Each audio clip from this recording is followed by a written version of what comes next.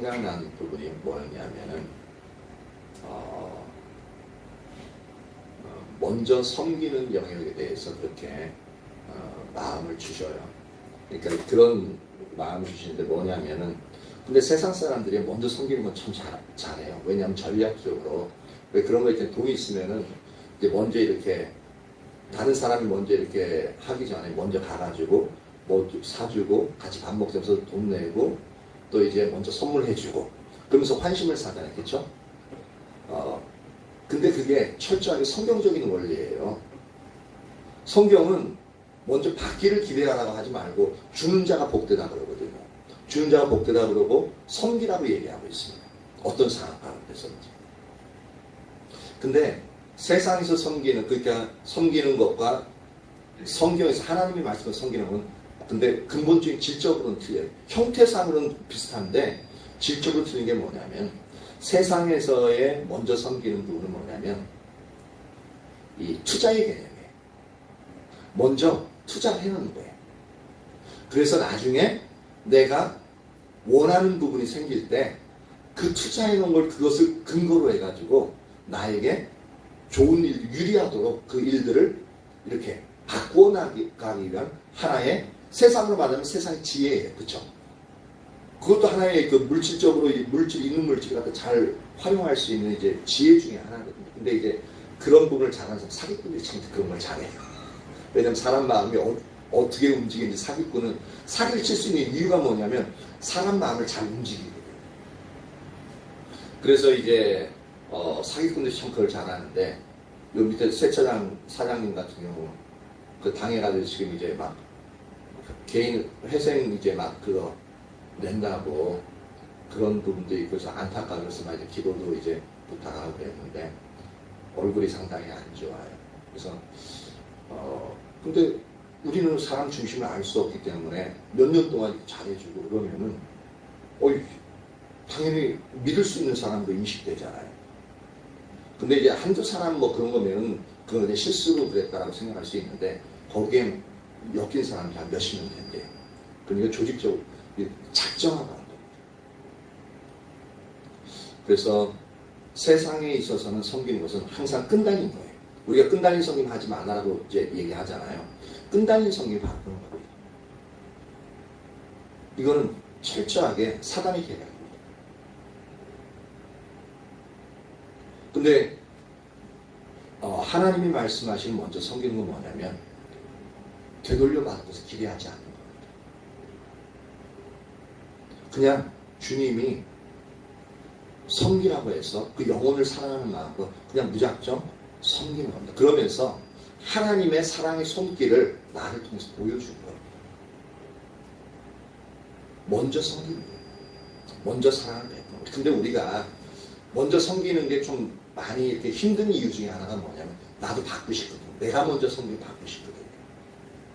그러다 보니까 내가 먼저 상대방이 나를 사랑해주는 사람을 찾기를 원하고 상대방이 나에게 먼저 호의를 베푼 사람, 저 사람 좋은 사람이라고 그렇게 따라가서 그 사람과 관계를 맺기를 원해요. 좋은 관계. 그쵸? 그렇게 하다 보면 세상적인 그 부분에서 분명히 속아 넘어갈 가능성이 큽니다. 그리고 그렇게 하다 보면 실제로 세상에서는 아까 얘기했지만 먼저 섬기는 게 끈달린 섬김이라고 했잖아요. 그쵸?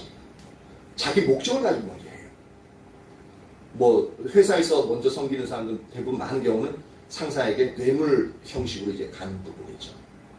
그러니까 반드시 거기에 대한 대가를 지불해야 합니다. 근데 그러니까 우리가 먼저 섬김 받기를 원하는 자리에 있으면 반드시 그 함대에 빠지게끔 되어 있습니다. 반드시요. 그러니까 근데 우리의 마음이 주님으로 채워져 있지 못하다 보니까 누군가 사람의 섬김을 받으면서 채워지길 원하는 거거든요. 어떻게 보면 참 안타까운 일이고 근데 안타까운 일이긴 하지만 먼저 우리가 어디에 시선을 둬야 할지 그것을 분명히 알 수 있잖아요. 그렇죠?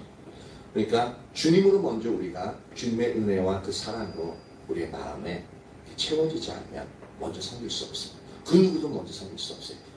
먼저 섬기는 건 뭐냐면 내 목적을 가지고 끈달린 섬김입니다. 내가 원하는 것을 얻어내기 위한 미래의 투자죠. 그러니까 그런데 우리가 먼저 섬기면, 그러니까 먼저 선행되어야 될 것은 뭐냐면 주님의 사랑을 우리는 먼저 채워야 됩니다. 그래야 섬길 수 있는 힘이 나올 수 있어요. 섬기는 것은 주님이 명령하신 거기 때문에 주님의 일이에요. 그렇죠? 근데 주님의 일을 행하려면 하나님의 도우심, 하나님의 능력이 우리 가운데 부어지지 않으면 불가능합니다. 그래도 저는 할 수 있는데 그게 하나님의 은혜가 부어져서 그런 거고요. 그리고 또 천성적으로 잘 섬기는 사람들이, 또 성품적으로 잘 섬기는 사람들이 있습니다. 근데 아무리 그런 사람이 있다 할지라도 하나님이 말씀하신 하나님의 수준까지 섬기려면 하나님의 능력이 없이는 절대 불가능합니다. 그러니까 먼저 하나님의 은혜로 우리를 이제 가득 채우는 부분이 필요하고요. 그리고 나서 그 은혜로, 그 사랑으로 이제 조건 없이 그렇게 이웃을, 또한 내 가장 가까운 사람을 섬기는 부분이 절대적으로 필요합니다. 그러면요, 맨 처음에 손해보는 것 같고 내가 왜 이렇게까지 해야 되는가 라는 생각이 들지만, 근데 결국은 그렇게 먼저 무조건적으로 섬기는 것이 상대방도 그것을 인식하게 되어지면 이제는 서로가 섬기게 되어집니다. 그러니까 그것이 내가 원하지는 않았지만 하나님 뜻대로 살아가려고 했지만 근데 결국은 그것이 나를 유익하게 하는 그 부분이 되어져요. 근데 또 세상에서는 또 하나가 있어요. 그렇게 섬겨도 저 사람 잘 섬겨주네? 그래서 이용하는 사람이 있어요. 그 나쁜 사람들이 있어요.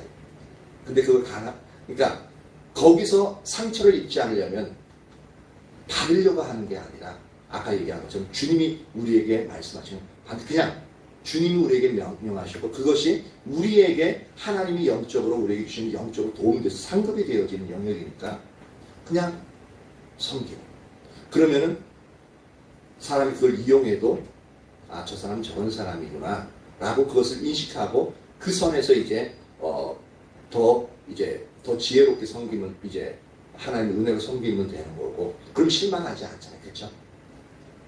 그래서 우리가 섬기는 섬김은 하나님의 은혜로 먼저 채워지고 그리고 그 말씀에 따라서 받을 것을 기대하지 말고 섬기는. 그러면 결국은 뭐냐면 나중에는 내가 섬겼던 그 영역이 이제 다시 그 사람도 돌아올 수 있는 그리고 그 사람도 돌아오지 않는다 할지라도 그것이 하나님께로부터 반드시 보상을 받습니다. 왜냐하면 하나님 명령을 따라 섬겼던 거기 때문에 거기에 따라 순종하면 거기에 따른 보상은 이 땅에서 안 된다 할지라도 반드시 하늘에서도 큰 보상이 우리가 기다리고 있는 겁니다. 그래서 그러한 영역이 이제 우리가 이제 해야 될 영역들을 이제 찬양하는데 그런 부분들이 이제 좀 비춰져서 말씀드린 거고요. 11조 재진자매님 하나 앞에 올려드렸습니다. 인도네시아 성경은 5초 성도님, 김용 성도님 하나 앞에 올려드렸고요. 감사함은 범사에 감사드립니다. 김심 성도님 하나 앞에 올려드렸고요. 연경자매님 하나님께 감사함은 올려드렸고요. 주님 선하심과 인자하심 선한 길로 인도하심 감사드립니다. 은수 은지 하나 앞에 이렇게 감사함을 올려드렸고요.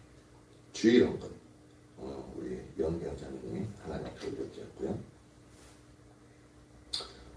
이승우 성도님, 김명 성도님 저희가 대해서 그렇게 주정원근 하나님께 올려드렸습니다. 드려진 예물 위해서 기도합니다. 할렐루야. 살아계신 하나님 감사와 찬양을 올려드립니다. 우리가 우리의 힘을 다해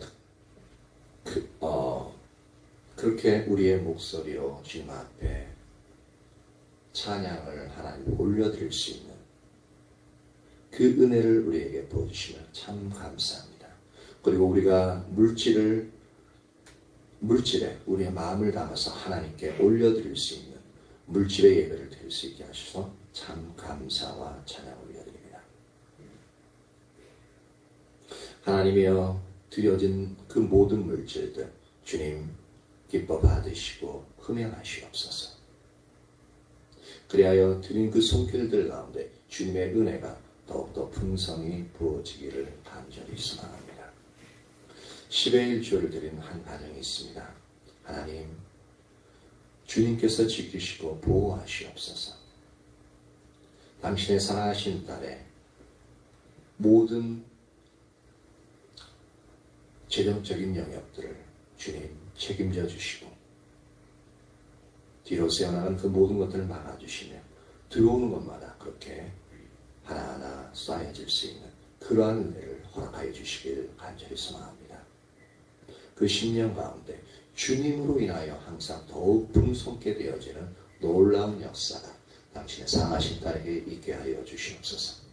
하나님, 이 모든 드려진 예물들이 오직 주의 영광을 위하여 하나님 나라의 확장을 위하여 그렇게 사용되어지게 하여 주옵소서. 감사합니다. 주님. 성령님 이 시간 지혜와 계시형으로 임하시옵소서. 그리하여 우리 한 사람 한 사람이 하나님을 알게 하시고 하나님 마음속에 있는 우리를 향하신 그 하나님의 뜻을 우리가 선명히 깨달을 수 있도록 주님 우리에게 그 은혜를 부어주옵소서. 그리하여 그 뜻을 따라 우리가 하나님의 이끄시는 길대로 그렇게 순종하여 나아갈 수 있게 하여 주옵소서. 감사합니다. 주님. 예수님의 이름으로 기도합니다. 아멘. 오늘은 믿음에 의한 삶의 이제 마지막 파트인데 그게 뭐냐면은 이제 믿음에 의한 삶을 위한 주요 요소를 이제 우리가 살펴보려고 합니다. 한 두 가지 정도로 살펴볼 텐데요. 그 첫 번째는 뭐냐면은 믿음에 의한 삶을 살아가기 위해서는 첫 번째가 하나님의 행하심을 보는 것이 반드시 필요하다는 겁니다. 그 두 번째로 우리가 알아야 될 것은 이 하나님의 행하심을 보기 위해서 우리 뭐냐면 하나님과의 친밀함이 필수가 되어지는 거죠. 이것이 믿음에 의한 삶을 위한 두 가지 가장 중요한 요소가 되어집니다. 이것을 이제 하나하나 살펴볼 텐데요. 첫 번째, 하나님의 행하심을 보는 영역에 대해서 살펴보려고 합니다. 그 아래 첫 번째, 하나님은 하나님께서 시작하신 일만을 뒷받침하신다라는 겁니다. 다시요. 하나님은 하나님께서 시작하신 일만을 뒷받침하신다라는 겁니다.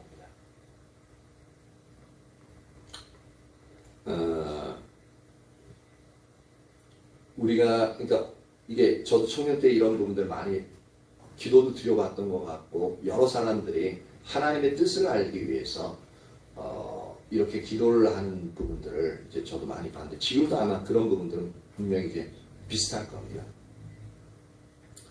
그래서 어떤 사람이 그랬다 그래요. 하나님, 그러니까 이제 아마 이게 목회자로서 이제 부르심 받은 그런 사람인 것 같아요. 근데 그것이 본인에게 있어서 잘 선명하게 비춰지지 않는 거예요.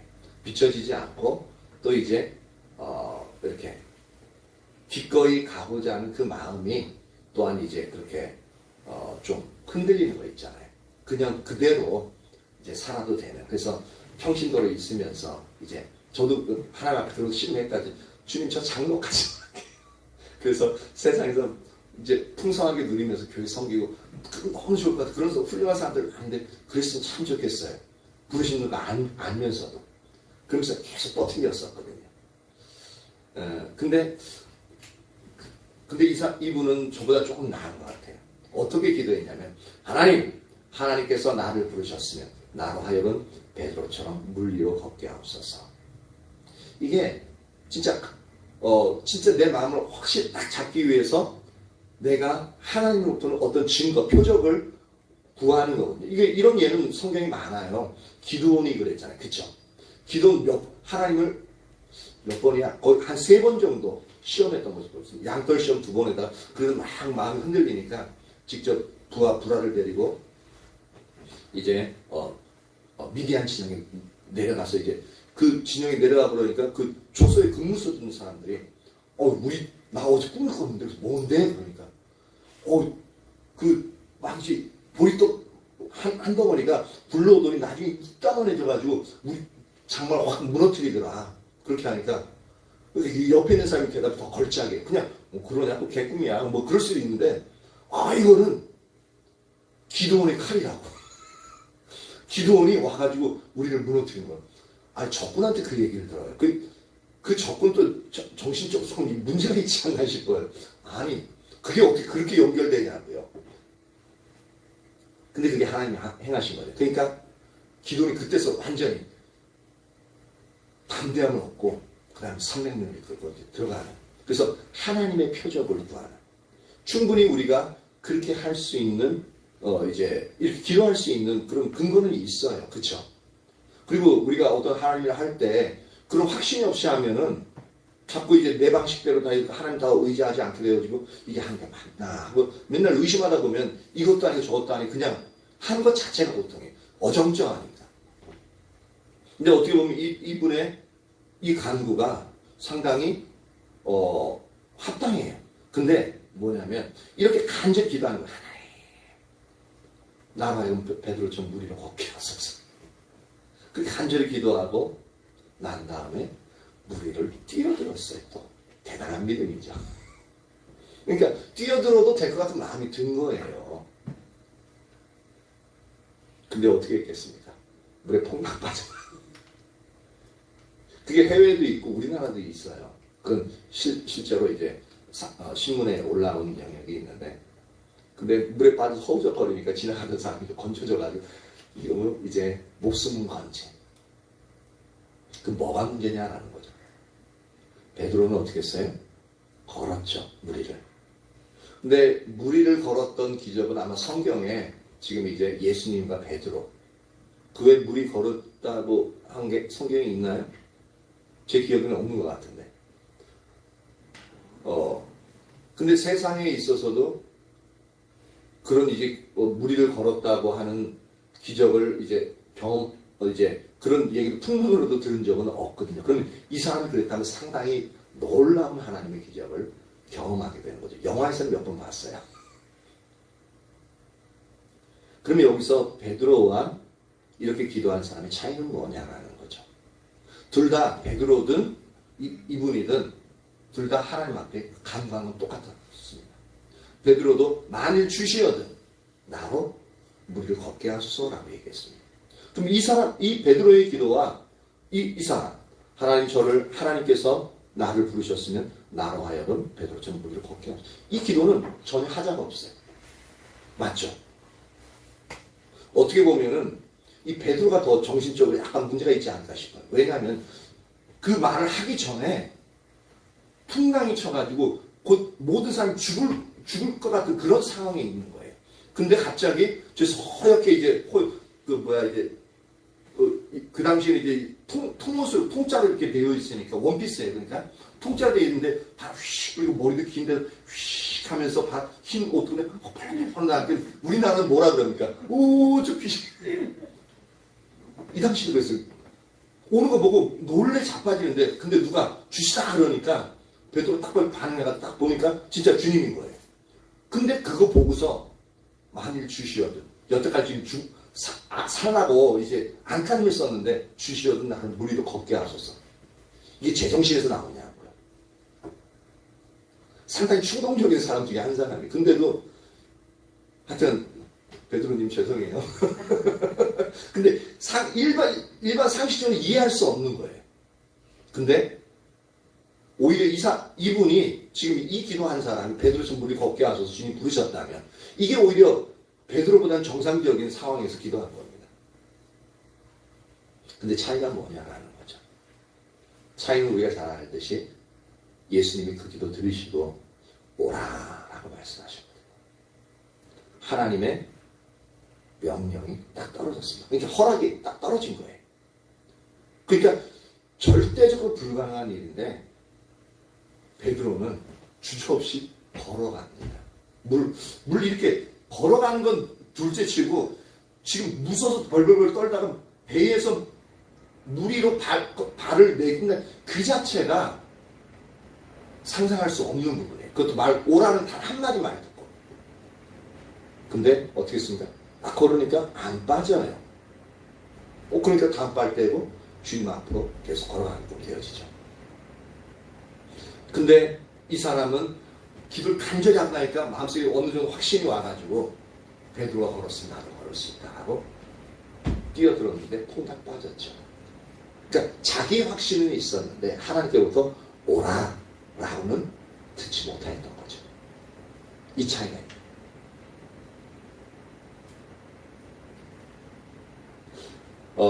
베드로 같은 경우는 주님의 음성이었기 때문에 베드로는 믿음의 반응을 보였던 거죠. 그렇죠? 그리고 주님은 기적으로 그것을 뒷받침하셨어요. 그러니까 우리가 보기에 아무리 불가능한 일이라 할지라도 주님이 말씀하시고 거기에 대해서 우리가 믿음으로 반응하면 그것은 현실이 되어 나타난다는 거예요. 그래서 이 상황에서 믿음이 절대적으로 필요합니다. 이 베드로가 주님에 대한 신뢰, 주님에 대한 믿음 없으면 절대 못합니다. 그래서 믿음은 먼저 하나님께서 앞서가실 때 비로소 우리에게 필요한 부분입니다. 다시 믿음은 내가 항상 갖고 있는 영역이 아닙니다. 믿음은 그 정의가 뭐냐면 먼저 주님이 앞서가실 때 우리에게 필요한 영역이에요. 만약에 하나님께서 앞서가시지 않는데, 즉 하나님이 말씀하시지도 않는데 우리가 소위 믿음을 가지고 아까 이제 물에 뛰어든 사람처럼 소위 우리의 믿음을 가지고 어떤 일을 추진한다면 그것은 믿음이 아니라는 것을 우리는 알아야 됩니다. 근데 우리 주위에서는 많이 그렇게 합니다. 특히 목회자들이 그런 부분을 많이 해요. 아이 사람 믿음 갖고 먼저 해 하고 기도하면 하나님 뒷받침해 주시지 않겠어? 근데 그렇게 해가지고 망한 사람이 얼마나 많은지 모릅니다.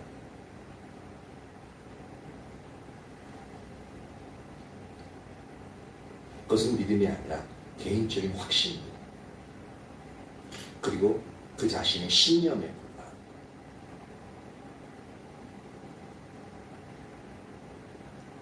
불과합니다. 히브리서 11장은 이제 믿음장인데 그 11장은 믿음의 사람들의 경우를 보면 하나님이 앞서가시지 않는데 그 자기 스스로 소위 믿음을 가지고 성경에 기록된 그 일들을 추진한 사람은 단 한 사람도 없습니다. 실제로는 그 사람들은 그 일들을 원치 않았어요. 않았는데 하나님이 뿅 하고 나타나셔서 하나님이 먼저 말씀하시고 이끄셨기 때문에 그것에 순종했던 사람입니다.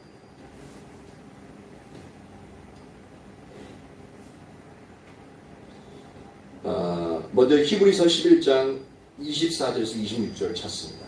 히브리서 11장 24절에서 26절입니다. 오늘날 많은 성도들은 이렇게 하죠. 자기 스스로 계획을 먼저 세웁니다. 특히 이제 일반적으로 저도 그랬었는데 목회자들이 5개년 계획 그리고 세부사항으로 올해 할 어떤 부분을 해야 될지 표를 딱 정합니다. 그러니까 자기 스스로 계획을 세우는 거예요. 그리고 그것을 위해 열심히 기도한다. 자, 우리 이 계획 우리 교회 이 올해 교회를 위해서 우리 열심히 기도합시다. 릴레이 기도하고 열심히 합시다. 하고 이렇게 열심히 기도한 다음 그리고 나서 하나님께서 우리를 도와주실 줄 믿습니다. 라고 말하면서 그 일들을 어떻게 추진해 나가죠. 근데 우리나라에 있어서 교회들에게 있어서 이런 추진했던 이런 부분 열심히 기도해서 했던 일들이 다 이루어졌다면 우리나라에 있을 교회들은요 엄청나게 지금 날이 가면 갈수록 엄청나게 거대해지고 거의 모든 사람 우리나라 모든 사람들이 아마 예수 믿는 그 일들을 달성했을 겁니다. 그런데 어때요? 지금 현재의 모습은 점점점 우리의 믿음이 식어지고 그렇게 함에도 불구하고 믿음이 식어지고 코로나 상황이니까 더 위험할 것 같으니까 더 주님 앞에 나오지 않고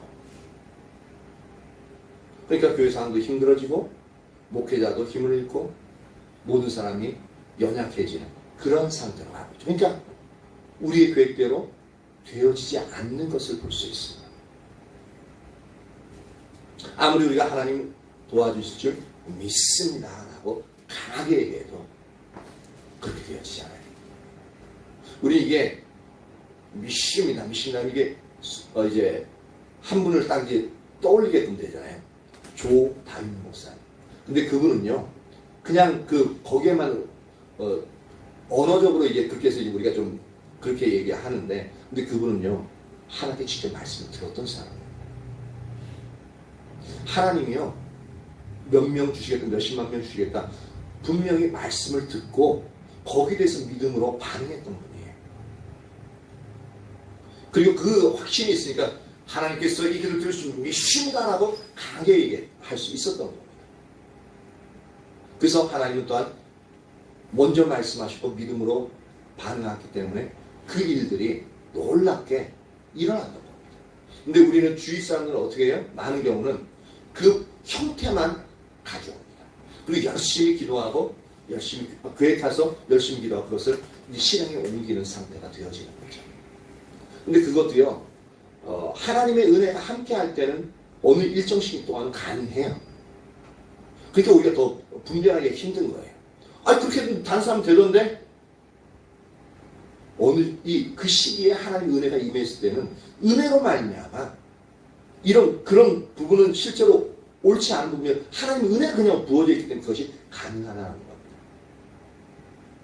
근데 은혜가 거치면 만약에 열심히 계획하고 열심히 기도해서 그것이 원인이 되어서 그러한 일들이 일어났다면 은혜가 거쳐도 똑같은 방식으로 하면 똑같은 결과가 일어나야 되잖아요. 그렇죠? 근데 일어납니까? 안 일어나요. 그러니까 그런 부분으로 되어지지 않는다는 거죠. 그러다 보면 큰 낭패를 경험하게 되어지죠. 그러면 어떻게 돼요? 다른 사람들한테 나는 안 돼. 그러니까 하나님 왜 나한테 그러냐고. 나한테 왜 이러냐고. 그렇게 하나님을 원망하기도 한다는 거예요. 이것은 전혀 성경이 말하는 믿음이 아니죠.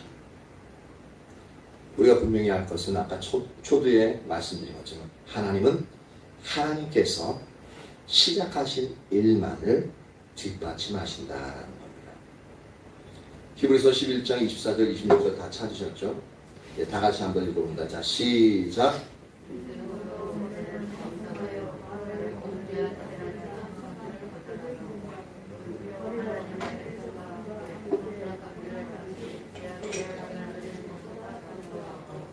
그리스도를 위하여 받는 수모를 애굽의 모든 보화보다 더 큰 재물로 여겼으니 이는 상 주심을 바라봅니다.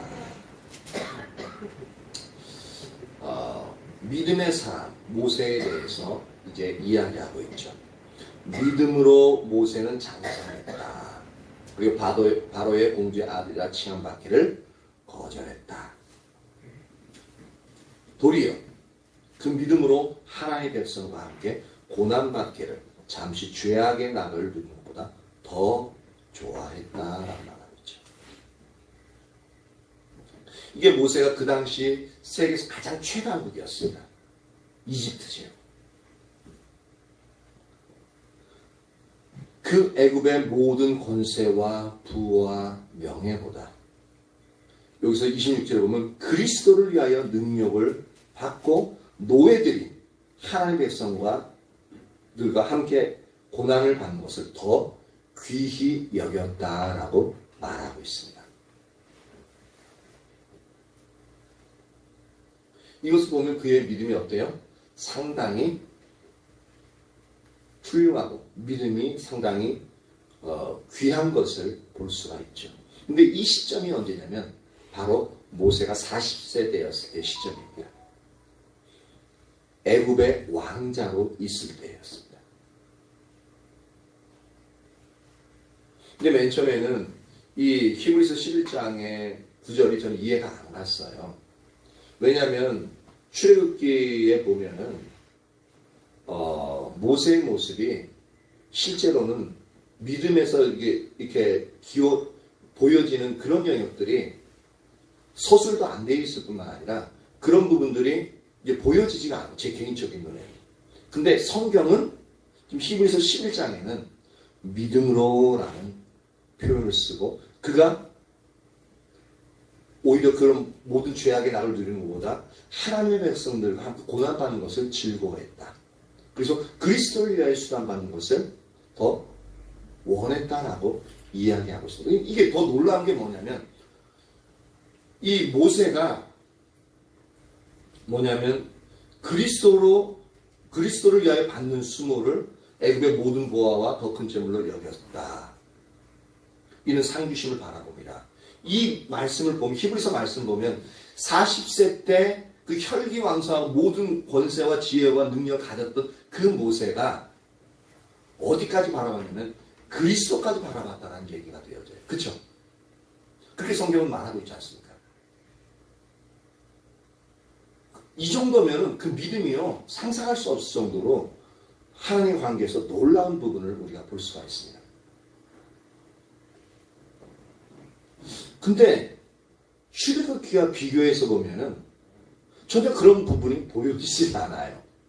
제가 너무 잘못 보고 있는지 모르지만 그런 부분이 실제 보여지지 않습니다.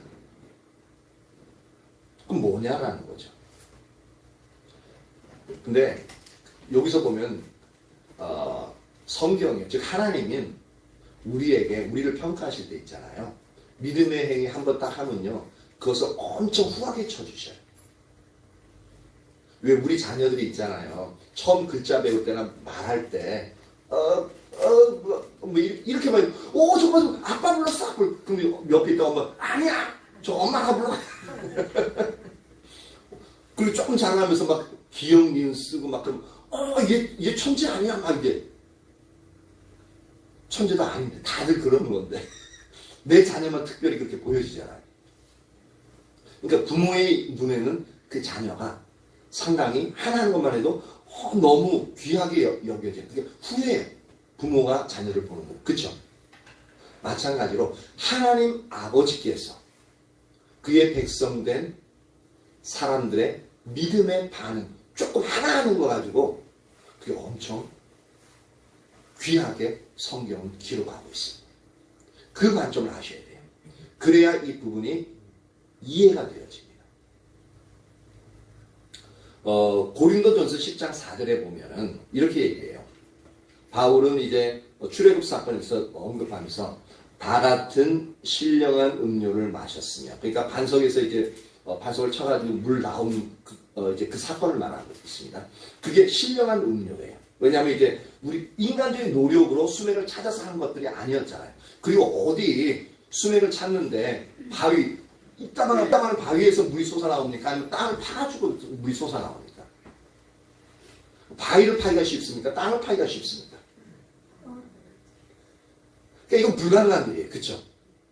그래서 이것은 다 같은 신령한 음료. 그러니까 나올 수 없는 상황에서 하나님이 이스라엘을 위해서 물을 주셨다는 그것 때문에 신령한 음료라는 표현을 쓰는 겁니다.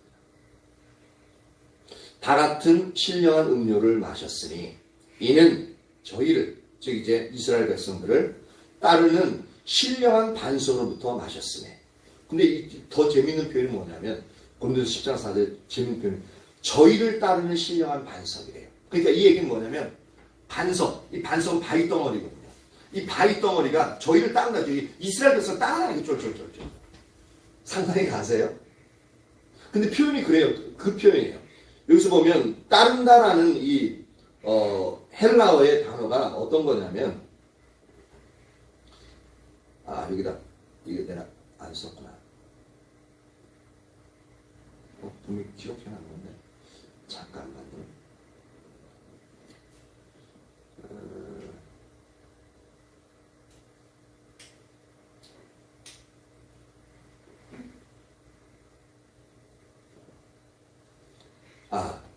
따르는에 해당하는 헬라어는 아콜루두세스라는 이제 단어예요. 근데 여기서는 시대가 어떻게 쓰면 미래 완료형으로서 이제 쓰여졌는데 이건 뭐냐면 미래 완료형은 미래에 되어질 일들이잖아요. 그렇죠? 미래 완료형이니까. 미래에 되어진다는 의미는 뭐냐면 지금부터 해가지고 미래에 되어지는. 그러니까 지금부터 계속적으로 이렇게 그 일들이 일어나고 있어 미래까지 일어난다는 겁니다. 그러니까 이게 그들을 이스라엘 백성들을 따르는 계속적으로 쫄쫄쫄 따라다니는 신령한 반석 바위 덩어리가 따라다니면서 물을 뿜어줬대요. 뭐 수도가 연결된 것도 아니고. 그럼 이것만 보면 이해를 못해요. 그렇죠? 근데 그 다음 구절에서 나오는 게 그 반석은 곧 그리스도시라고 하고 있습니다. 그리스도. 그러니까 상징적인 의미로서 예수 그리스도가 그 반석이 되신다는 얘기죠.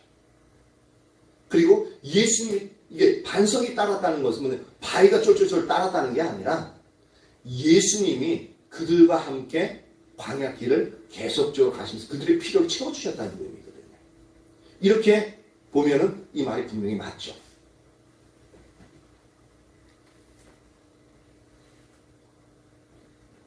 즉 그래서 아까 이 얘기하는 이유가 뭐냐면은 그가 그리스도를 바라보았다라는 표현을 쓰잖아요. 그렇죠?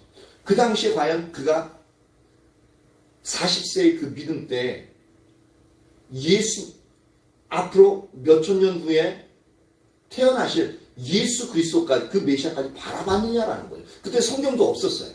그냥 구전으로 전해내는 그 여호와 하나님에 대해서는 조상에서부터 쭉 전해는 그것은 알고 있었어요. 아브라함 조상 때부터. 근데 이 부분은 분명히 보지 못했을 때도 성경은 그리스도를 바라봤다고 표현하고 있습니다.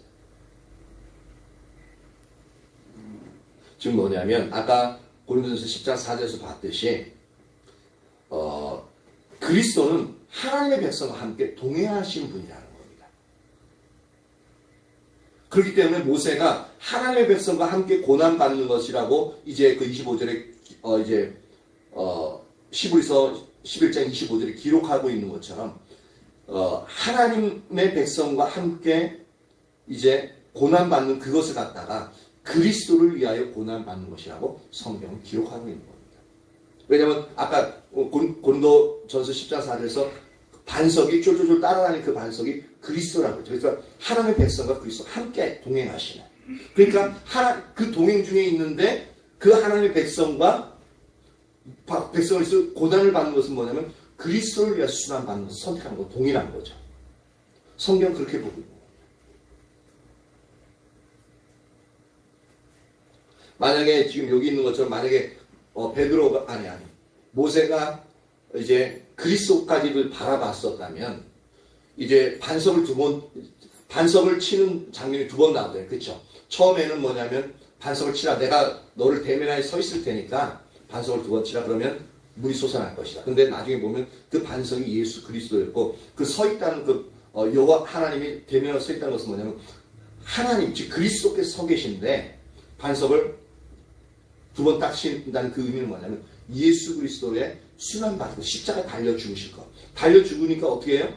생명의 생수가 예수님부터 터져 나오는 거죠. 그것을 상징하는 거거든요. 그래서 십자가 달리신 예수님을 의미합니다. 근데 두 번째 반성에서도 이제 그 물이 나올 때는 치라고 얘기하지 않습니다. 왜냐하면 예수님의 순환은 어떻게 해요? 한 번으로 족합니다. 또다시 예수님이 십자가 못 박히고 그렇게 한 것은 하나님의 뜻이 아닙니다. 그러니까 일단 예수님이 십자가에서 순환 받으시고 죽으신 이후에는 뭐냐면 우리가 예수의 이름으로 명령할 권세가 주어졌잖아요. 마찬가지로 모세에게 주어졌던 명령은 뭐냐면 반석을 향하여 명하라라고 표현하고 있습니다. 물이여 솟아나라는 그렇게 명하라는 거죠. 근데 모세가 그때 약간 정신이 나갔어요. 내가 너희를 위해서 물을 내라 하면서 그냥 화가 나가지고 이전에 했던 것처럼 지팡이로 반석 두고 빵빵 쳐버렸잖아요. 그러니까 물이 솟아나긴 했어요. 근데 그것 때문에 모세가 가나안 땅에 못 들어가는. 하나님은 하나님의 백성들 앞에서 여호와 하나님의 거룩함을 드러내지 않았기 때문에 너는 가나안 땅에 들어가지 못하겠다라고 말하고 있을 거예요. 만약에 모세가 그 당시에도 그렇게 하나님과의 그 관계를 갖고 하나님의 영광을 봤던 모세도 그것이 그 반석이 예수님 그리스도이신 것을 인식을 했었다면 과연 그 반석이 다시 이제 영광 중에 이제 제일 부활하신 그 주님이 이제 서 계신 부분인데도 그 당시에 그러면 이제 아무리 화가 났다 할지라도 그리스도라는 부분을 알았으면 반석을 두 번 쳤겠냐고요. 절대 안 쳤어. 그쵸?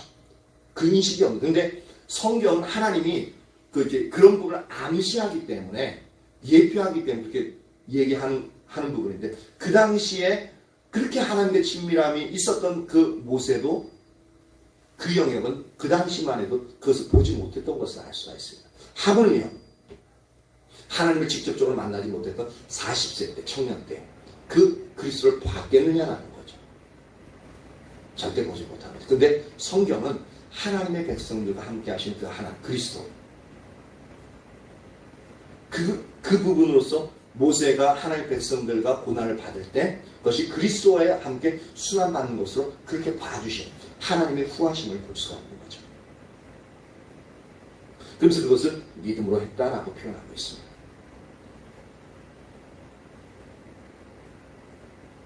그러면 모세의 그러한 헌신과 희생이 믿음의 행동이었던 것은 뭐냐면 그의 행동이 자기를 향하신 하나님의 부르심에 기초했기 때문에 믿음으로라는 표현을 씁니다.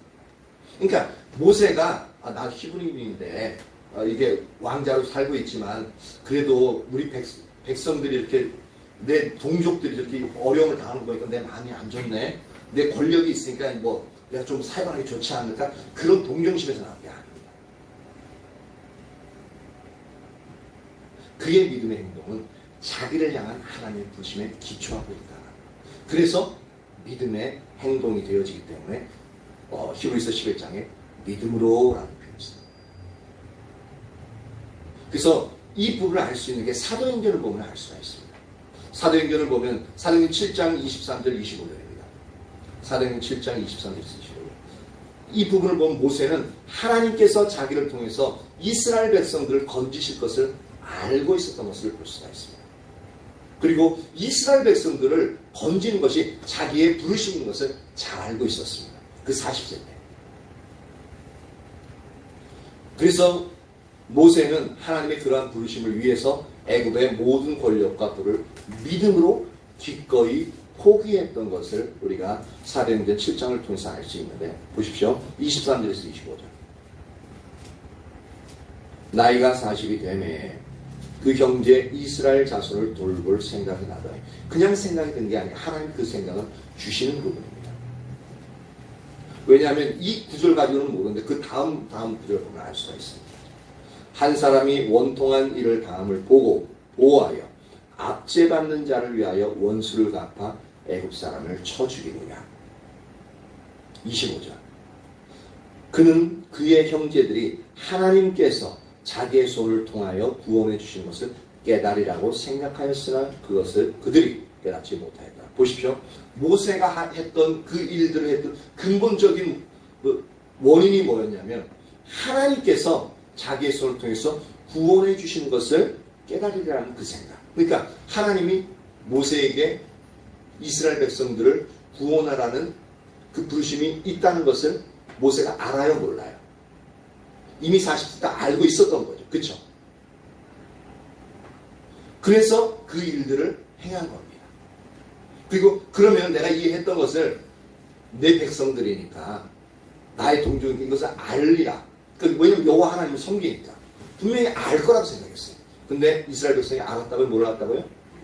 몰랐다고 얘기하고 있습니다.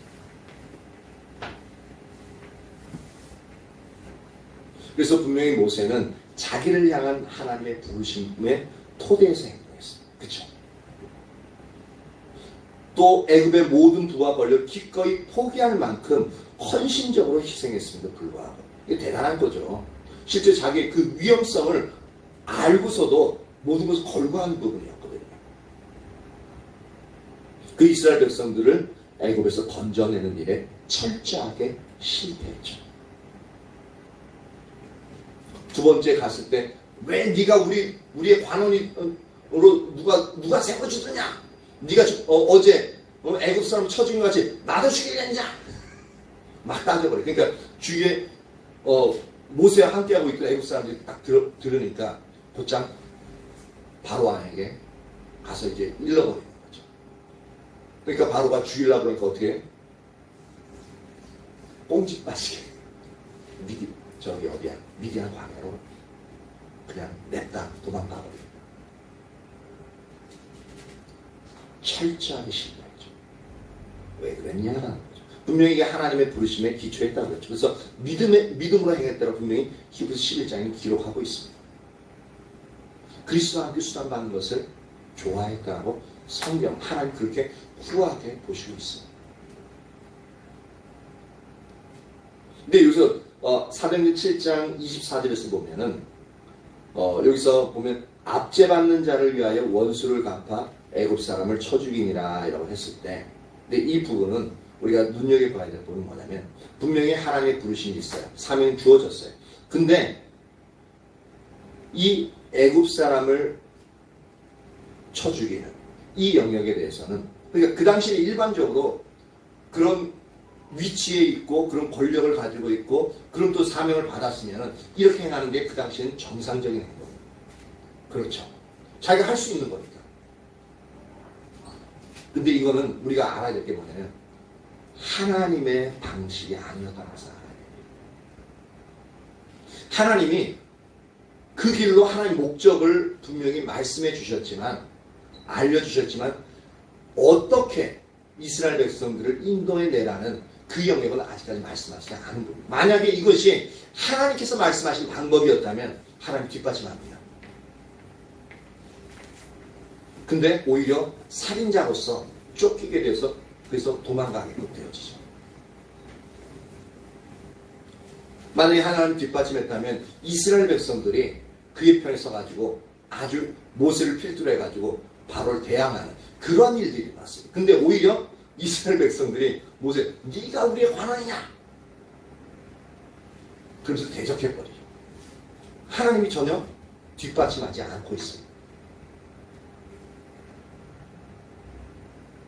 왜냐하면 하나님은 아직 움직이시지 않는데, 분명히 사명을 주셨는데 그러나 하나님은 아직 움직이시지 않았다는 겁니다. 모세가 자기 스스로 그 일을 이루려고 노력했던 것을 볼 수 있습니다. 즉 하나님보다 앞서 나가는 거죠. 다시 말해서 그 일은 지금 뭐냐면 모세가 애굽 사람을 쳐 죽인 것, 자기 백성을 위해서 쳐 죽인 그 일은, 그 구원의 일은 하나님께서 시작하신 일이 아니었다라는 것. 그래서 하나님 뒷받침이 전혀 없습니다. 만약에 이 만약이라는 것은 일어나지 않은 일이라서 이제 이건 가정이고 성경적인 성경은 아니에요. 그러니까 제 이제 생각으로 이제 해보는 부분인데, 만약에 모세가 그 당시에 그 하나님에 대한 부르심을 받고 그다음 제가 그러면 어떻게 해야 되겠습니까? 그렇게 기도하면서 하나님 말씀하신 대로 했다면은 아주 새롭게 쓰여지겠죠. 그리고 모세는 그 권력과 부와 모든 명을 가지고 상당한 영웅으로서 아마 그렇게 되어졌을 것 같아요. 근데 물론 하나님이 인도하신 그 영역에서 놀랍게 능력으로 역사하셨을 텐데, 근데 하나님은 이제 모세가 그런 반응을 믿음의 반응이 아니어서 이제 도망가게 되어졌는데 40년, 딱 40년 후가 지납니다. 모세는 이스라엘 백성을 애굽에서 건져내고 다시 애굽으로 가게끔 되어지죠. 그때 그는 근데 과거에 그가 가지고 있던 권력이나 부나 특권을 전혀 가지고 있지 않았습니다. 과거에 그게 가지고 있던 지식이나 언변도 다 잊혀졌죠. 왜냐하면 40년 동안 다른 나라에서 살고 있다 보니까 애굽의 말들을 어느 정도는 할 수 있겠지만, 어릴 때부터 자라나가지고 할 수는 있겠지만 그 부분에서 유창했던 그 말들은 약간 어눌해질 수 있거든요. 근데 놀라운 건 뭐냐면 이때도 하나님이 부르셨잖아요. 그렇죠? 하나님이 부르셔서 이렇게 들어갔는데, 근데 그때는 하나님께서 하나님의 모든 능력과 권세와 자원으로 모세를 뒷받침하셨던 것을 우리가 알 수 있습니다. 왜냐하면 왜 그때는 하나님 뒷받침이 있었냐? 바로 그 일은 하나님께서 시작하신 하나님의 일이었기 때문이었습니다. 즉 이 말이 뭡니까? 아까 우리가 처음에 했던 것처럼 하나님은 하나님께서 시작하신 일만 뒷받침하신다라는 겁니다.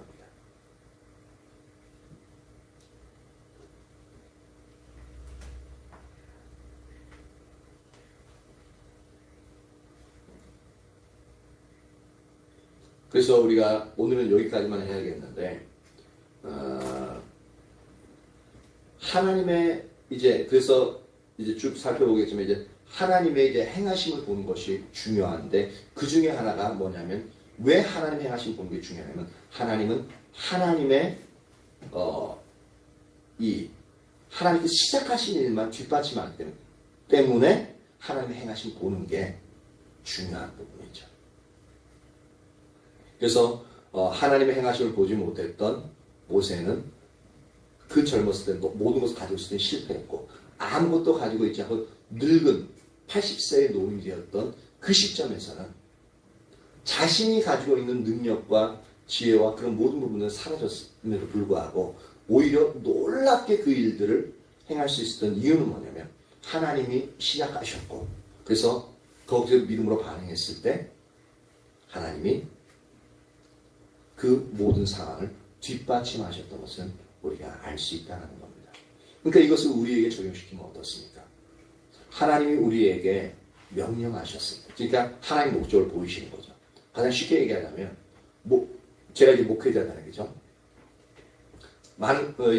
목회자는 하나님 부르심이 따로 별도로 있어야 가능합니다. 하나님 부르셔야 돼요. 그래서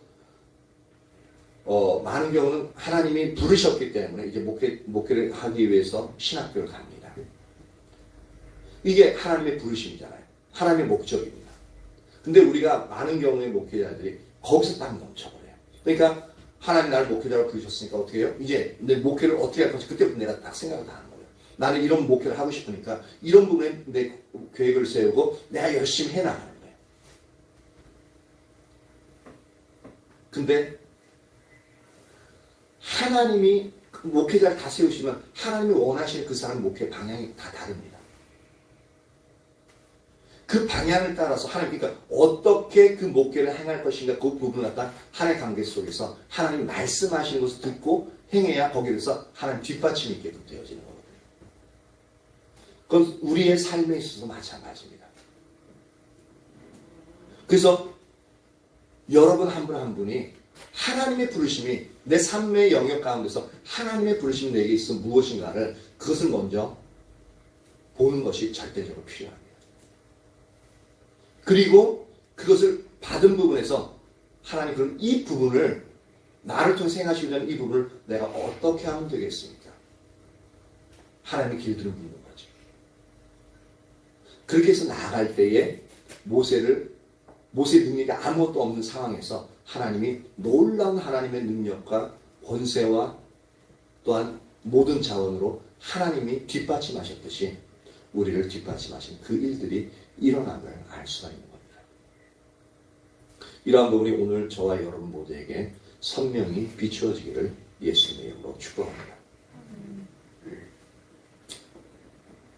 이 부분에 대해서 잠깐 이제 우리 기도하죠. 사랑이 나서 잠깐 반주 좀 해주고요.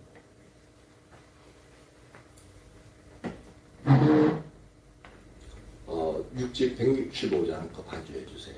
육지 165장. 우린 기도합니다. 기도하는데 우리의 눈을 열어 그렇게 하나님을 바라볼 수 있도록, 우리를 향한 하나님의 부르심이 무엇인지, 우리 직장에서, 가정에서 나를 향한 주님의 부르심이 무엇인지 그 부분을 분명히 보게 해달라고, 그리고 그것에 대해서 믿음으로 반응해서 나갈 수 있도록 은혜를 부어달라고 잠깐 기도합니다. 할렐루야. 살아계신 하나님 감사와 찬양을 올려드립니다.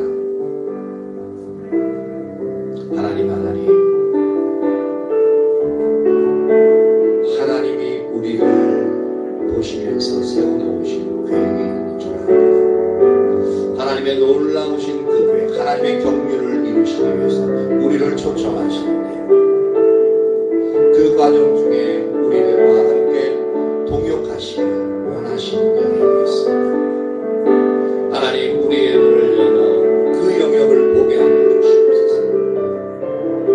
지금껏 우리의 생각과 계획 가운데서 우리가 삶을 살아왔음을 고백합니다. 우리의 어리석음을 이제는 아버지와 끝내게 하시고 온전히 주님이 우리를 부르신 그 부르심 가운데 그렇게 우리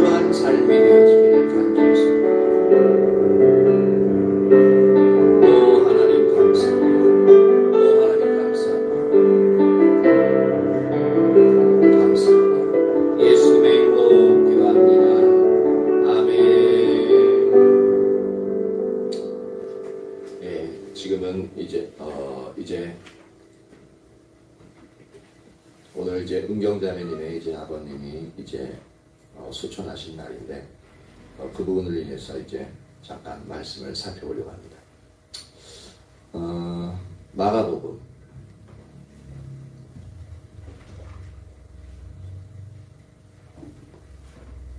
누가복음입니다. 누가복음 16장. 누가복음 16장.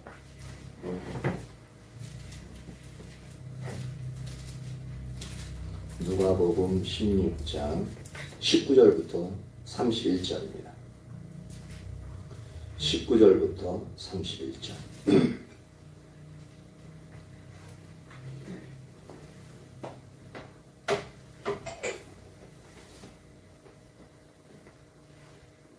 누가복음 16장 19절부터 31절.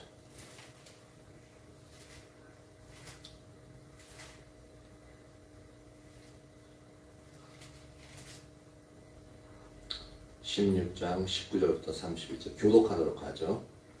한 부자가 있어 자색 옷과 고운 베옷을 입고 날마다 호화롭게 즐기더라.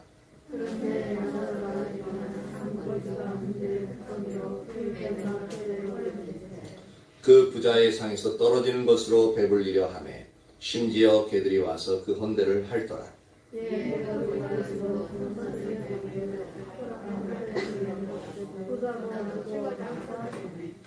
그가 음부에서 고통 중에 눈을 들어 멀리 아브라함과 그의 품에 있는 나사로를 보고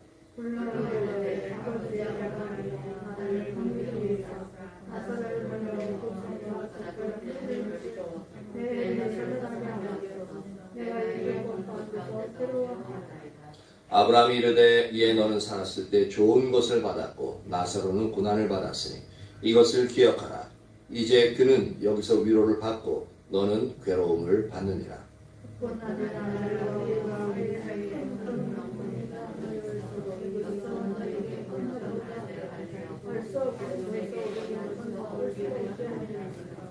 이르되 그러면 아버지여 구하노니 나사로를 내 아버지 집에 보내소서.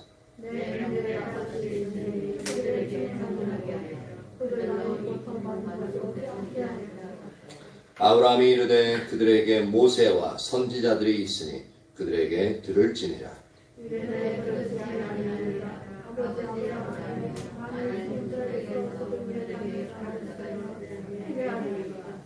다 같이 읽습니다.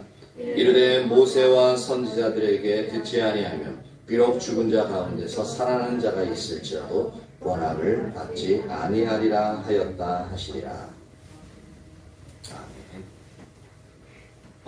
여기는 이제 부자와 나사로 이 비유인데 이 부자는 말 그대로 이제 너무 가진 것이 많아가지고 날마다 연락하고 날마다 그냥 자기가 원하는 대로 다 삶 사니까 그냥 세상적인 즐거움이 아주 많은 사람을 말하고 있고, 근데 거지 나사로라는 인물이 나오는데, 근데 그 거지 나사로 어디에서 살게 되었냐면 바로 그 부자의 집 대문 앞에, 가장 잘 사는 그 부자의 대문 앞에. 근데 그는 헌대란, 그러니까 막 진물이 나고 막 온몸이 막 이제 두둑두둑 이제 떨어지고 막 이제 그 너무너무 또 이제 그 병 자체가 이렇게 사람이 가까이 가지 수 없는 그런 질병에 걸려 있는 사람이었어요. 그런데 이제 나중에 보면은 둘 다 이제 죽게끔 되어지죠. 죽는데 부자와 나사로 전부 다 죽어요. 죽는데 여기서 재밌는 것은 뭐냐면 이 부자는 깨어나 보니까 어떻게 해요? 땅에서 이제 잘 살다가 와가지고 깨어나 보니까 몸에 내 엉덩이가 뜨끈뜨끈하고 여기서 보니까 23절에 보니까 그가 음부에서 고통 중에 눈을 들어 멀리 아브라함과 그의 품에 있는 나사를 보고 그래서 음부에서 그러니까 지옥 가운데서 고통 중에 라는 표현을 쓰고 있습니다. 대부분 이런 부분을 갖다가 이제 불심판, 불구덩이라고 얘기하고, 그러니까 고통이니까 그 펄펄 끓는 이제 그 용광로 같은 그런 이제 부분에서 그 고통을 가하고 있는 그런 상태가 되어지는 거죠. 그런데 나사로는 어떻게 해요? 여기서는 아브라함의 품에 안겨 있다고 했는데 이 아브라함은 뭘 상징하면 하나님의 품을 상징합니다. 하나님의 품을 상징합니다. 그래서 거기서 이제 품에서 그 아브라함 품에 안겨서 안식을 취하고 있는. 그러다 보니까 근데 이 부자도 자기 잘못을 알아요. 보통은 이제 우리가 하면서 왜 내가 여기 이렇게 아무 해롭게 끼친 적도 없는데 나사로에게 그래도 먹을 것도 줬는데 왜 내가 여기 있고 나사로는 거기 있냐고 막 따질 수 있거든요. 근데 죽게 되어지고 그러면은 이 나타나는 현상들을 보면 자기가 자신의 잘못이 얼마나 큰지 대부분이 아니라 모든 부분이 그렇게 인식이 되어지지 않아요. 그러니까 이제 그런 부분에서 이렇게 항변하는 영역을 전혀 찾아볼 수가 없습니다.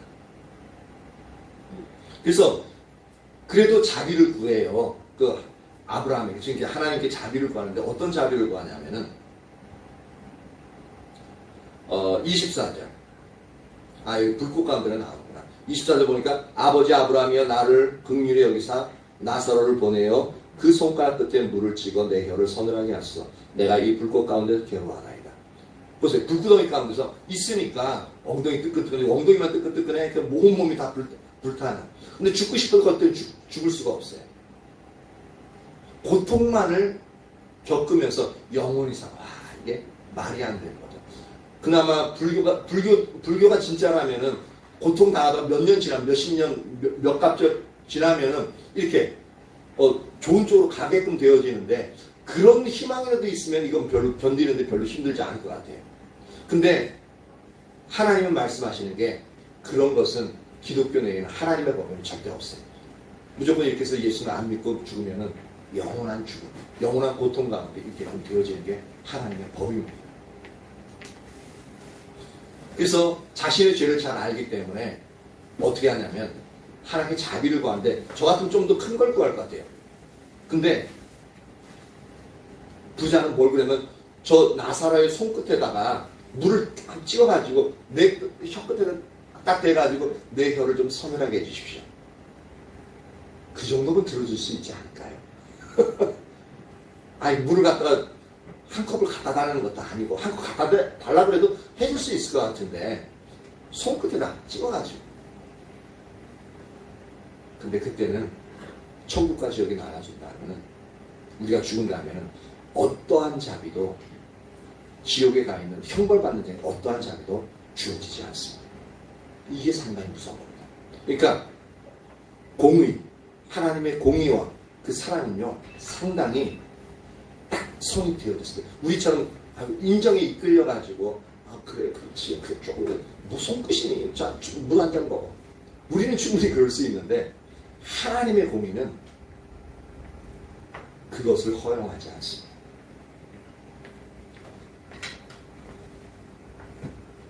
그런데 이 하나님 앞에 가장 큰 소망이 손끝으로 물 찍어서 이제 하는 부분. 근데 하나님 아브라함 그렇게 얘기하죠. 우리가 와 너희 사이에 큰 구렁이 있어가지고 거기서 이쪽으로 건너오려고 할 수 없고 이쪽에서 그쪽으로 건너가려고 해도 절대로 할 수 없다라고 말하고 있죠. 그러니까 부자가 뭐라고 이제 간절한 소망을 이야기합니다. 그러면은 나야 뭐 왔으니까 어쩔 수 없는데 그 나사로를 좀 살려가지고 우리 가족들, 우리 형제들한테 친척들한테 보내서 진짜 지옥이 있더라고. 진짜 지옥이 있으니까 제발 가서 이 지옥에 오지 않도록 제발 좀 이렇게 얘기 좀 해달라. 내가 그렇게 하더라고. 근데 그것까지도 철저히 거절당하죠. 거긴 더 이상 자비가 없습니다. 왜냐면 우리가 살아있을 동안만 하나님의 자비가 우리에게 주어집니다. 우리 인생에 있어 우리가 사는 날 동안에 그 하나님의 자비를 지속적으로 거부하면서 사망까지 이른다면 절대로 그 다음부터는 하나님의 심판이 임하기 때문에 절대로 하나님의 자비의 사랑을 기대할 수 없게 되어집니다. 그러니까 무서운 거예요. 그러니까 아브라함이 하는 말이 그렇게 해서 죽은 나사로가 살아나서 가면은 회개해서 지옥에 안 오고 천국에 갈 수 있을 테니까 제발 좀 그렇게 다니까 하는 말이 뭐냐면 31절에 모세와 선지자들에게 듣지 아니하면 비록 죽은 자 가운데서 살아나는 자가 있을지라도 권함을 받지 아니하리라. 오늘날에도 천국 경험하고 지옥 경험하고 죽었다가 살아나는 사람들 되게 많습니다. 근데 그 말을 들어요, 안 들어요? 안 듣습니다. 심지어 예수님 믿는 사람들도 그냥 신비한 체험을 했겠거니라고 그렇게 하지. 진짜 진짜 예수님 잘 믿어야겠다. 정신 똑바로 차리면 그렇게 하는 사람이 몇 명 안 돼요. 하물며 예수님 믿지 않는 사람들 어떻게 했습니까? 저거 거짓말이라 쇼라고 절대 안 믿습니다. 그것을 먼저 성경이 선언하고 있죠. 보세요. 지옥에 있는 사람의 가장 큰 소망이 뭐냐면 자기의 연관되어진 자녀들이나 가족들이 지옥에 오지 않도록 하는 것이 가장 큰 소망이에요. 근데 우리 은경자매의 이야기를 들어보면 이제 아버님이 돌아가시기 전에 예수님을 영접하셨다고 얘기하셨어요. 얼마나 큰 은혜인지 모릅니다. 그러면은 이미 이제 지금 은경자매의 아버님은 천국에 가 계시잖아요. 그렇죠? 천국에 가 계시는데 그러면 천국은 지옥하고 달라서 너무 좋아서 산 사람이 천국 경험하고 난 다음에 주님이 너 이제 갈 때 됐다 그러면 저 안 갈래요. 한 데가 천국입니다. 다시 세상에 가기를 원치 않아요. 근데 세상에 살 때는 하나님 저 조금 이따 천국 갈게요. 조금만 더 살다가 그러는 게 일상적으로 우리가 하는 하나님께 대한 드리는 부분이에요. 근데 일단 천국을 맛보면 저 안 갈래요. 모든 사람의 반응이 그렇습니다. 이게 죽었다 살아나는 사람, 천국 경험하는 사람은 모든 사람의 반응이 다 그래요. 그 얘기는 뭐냐면 너무너무 주님과 함께 하고 있는 천국이 너무 좋다는 거예요. 지금 이제 은경자매님 아버님이 은경자매가 이 얘기하니까 막 전화하면서도 막 아빠 생각나요 막 우는데 그래서 우리 아빠를 위해서 기도해 줬으면 좋겠어요 그러는데 한번 잘 생각해 보십시오. 누가 누구를 위해서 기도하고 있는가? 지금 이 땅에 우리가 사는 삶은 불교에서 얘기하듯이 고통 중에 있는 겁니다. 아무리 내가 원하는 거 갖고 있어도요 우리에게 근본적인 고통은 사라지지 않습니다. 근데 우리가 예수님으로 인해서 그 고통이 기쁨이 되어지고 그 고통 중에 우리가 오히려 선하게 변화가 일어나고 하나님의 은혜로 우리가 평안을 누릴 수 있는 그 은혜가 우리에게 부어지는 거죠. 저 천국에 있는 은경자매의 아버님은 은경자매 또 은정자매 은숙자매 그리고 그 아내인 김미경 성도님이 누구보다도 예수님을 잘 믿고 그렇게 본인이 있는 천국에 오기를 간절히 기도하고 그렇게 바라고 있을 겁니다. 왜냐하면 그분은 은경자의 아버지는 지금 그 누구보다도 가장 좋은 자리에 가 있대요. 오히려 불쌍히 여긴 것은 은경자매의 아버님이 은경자매 보면서 은경아 제발 그렇게 하지 마. 예배드리다가 어디 가면 안 돼. 죄송해요. 아니 나한테 죄송할 건 없지. 왜냐면 이 얘기하는 얘기는 뭐냐면 지금 아버지의 지옥에 가 있는 부자의 마음도 제발 이 고통받는 데 오지 않게 해주세요 라고 하고 있는데 은경자매 아버는 지금 천국에서 어떤 마음 갖고 있겠냐. 제발 너희도 예수님 잘 믿고 은경이도 예수님 잘 믿고 제발 이 천국에 와라. 그 열망, 그 기도를 항상 드리고 있을 거예요. 그렇지 않을까 은경자매? 그치. 오히려 아버지가 은경자매를 위해서 은숙자매를 위해서 또 은정자매를 위해서 또 아내 된 이제 김미영 성도님께서 간절히 기도하고 있을 거라. 제발 예수님을 잘 믿도록 하기 위해서.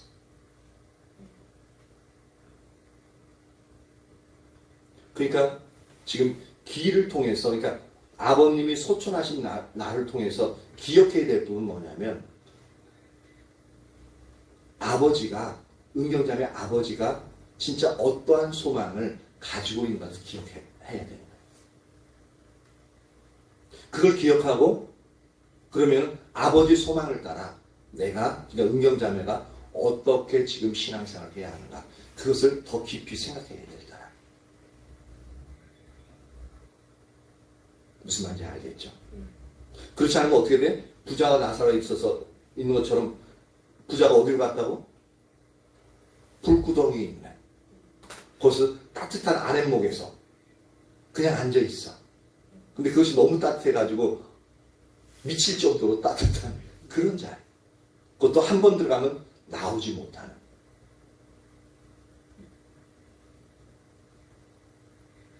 다행히도 아버님은 아프시다가 이렇게 돌아가시면서 그 순간에 예수 믿어서 갔지만 지금 현재 이 땅에 살아있는 사람들에게는 온전히 예수를 믿지 아니하면 하나님을 따라가지 않으면 그 부분을 보장할 수 없는 거예요. 은경자매가 지금 아버지의 소망은 이제 은경자매 진짜 예수님 잘 믿는 건데 그래서 천국에 같이 와서 함께 살기를 원해. 근데 아버지가 자기 자녀들은 아내하고 자녀가 지옥에 가 있고 자기만 혼자만 천국에 가 있으면 그것이 기분이 좋을까라는 거지. 어떻게 했어? 그걸 원하실까? 절대 안 원하죠. 그렇기 때문에 지금 은경자매님이나 은숙자매나 이제 은정자매는 지금 예수님 자체도 안 믿고 있어. 그럼 어디에 예약돼 있어? 지옥으로 예약돼 있어. 이렇게 말하면 마음 상할지 모르지만 맞는 말이지 은경자매. 근데 은경자매도 어떻게 될지 몰라. 왜냐하면 본인이 생각하기에 내가 지금 은경자매가 죽으면 천국 갈 수 있을 것 같아요? 그러니까 그렇게 생각한다는 건 뭐냐면 내가 지금 현재 예수님을 온전히 믿고 있지 않다는 것을 고백하는 거예요. 그렇죠? 근데 아빠의 마음은 어떻겠냐는 거죠.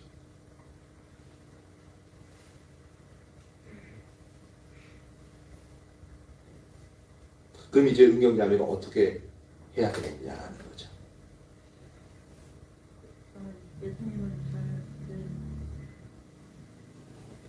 그 말한 것이 기억 속에서 잊혀지지 않게 축복해요. 진짜 아빠가 기뻐하는 것이 무엇일까 생각해 보세요. 아빠 보고 싶어, 아빠 불쌍해가지고 이렇게 불쌍하다는 표현 안 썼지만 일단 아빠를 위해서 마음 아파가지고 막 이제 그렇게 막 울고 그러는데 오히려 아버지가 은경자매 때문에 울고 있을지도 몰라요. 그렇지 않을까? 그럼 그 아버지의 마음을 그렇게 아프게 하지 않고 지금 현재 은경자매 제일 잘할 수 있는 부분이 진짜 아버지의 소망대로 예수님을 잘 믿는 부분이라는 거죠. 그리고 그렇게 하면서 은정자매나 은숙자매를 예수님 믿게 하는 부분이고 그리고 어머니를 더 잘 섬기고 어머니가 진짜 예수님 잘 믿을 수 있도록 은경자매가 먼저 앞서서 그렇게 예수님을 따라 나가야 되는 부분이고 그러면 천국에 계신 아버지가 너무너무 기뻐할 거예요. 왜냐하면 앞으로 몇십 년 후에 이렇게 모든 가족이 천국에 함께 살 수 있을 테니까.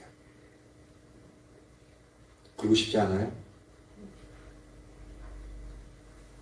그러면 항상 이제 아버지가 소천하신 날이 되어지면은 어떻게 제사도 있고 제사도 해야 되는데 단상해야 되는데 그것을 생각할 게 아니라 아버지의 소망이 무엇인가를 항상 생각해야 돼요.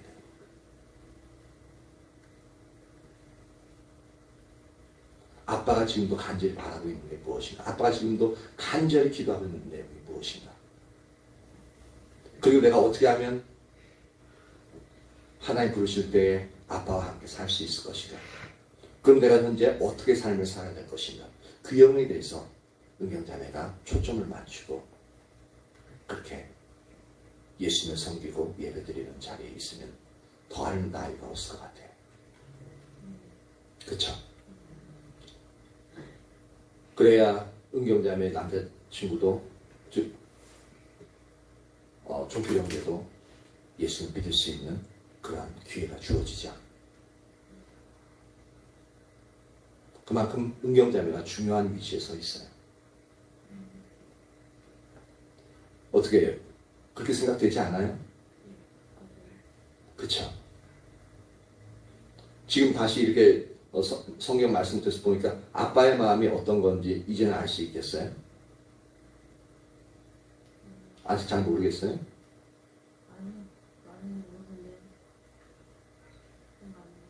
응? 많이는 모르겠는데 조금은 알 것 같아요. 완전히 알 수 있게 됐으면 축복합니다. 즉 이제 아버지가 와서 지금 은경자매에게 얘기하는 부분이 아니니까 그렇게 생각할 수 있어요. 근데 성경은 진리라고 했죠. 거짓말이 아니라고 했죠. 만약에 이게 거짓말이면 내가 하는 건 모든 가 거짓말이야. 그치? 근데 지옥에 있는 사람의 그 소망도 자기는 지옥에 있을지라도 가족들은 이곳에 오지 말도록 죽은 사람을 살려가지고 좀 얘기해달라고 그렇게 얘기할 정도인데 천국에 가 있는 사람이 지옥 갈지도 모르는 자기 자녀들한테 어떤 마음이겠냐. 그렇죠? 그러니까 은경자매님의 마음속에 그리고 은숙자매, 은정자매 또 어머니의 그 심령 가운데 예수 그리스도의 영이 충만히 있어서 모두가 예수님을 온전히 잘 믿고 그리고 우리가 이제 육체적으로 이제 죽음을 맞이했을 때 그렇게 천국에서 그 가족들이 다 이렇게 기쁨으로 제외할 수 있기를 예수님의 이름으로 축복합니다. 이제 지금 이제 은경자매를 위해서 그리고 은숙자매, 은정자매,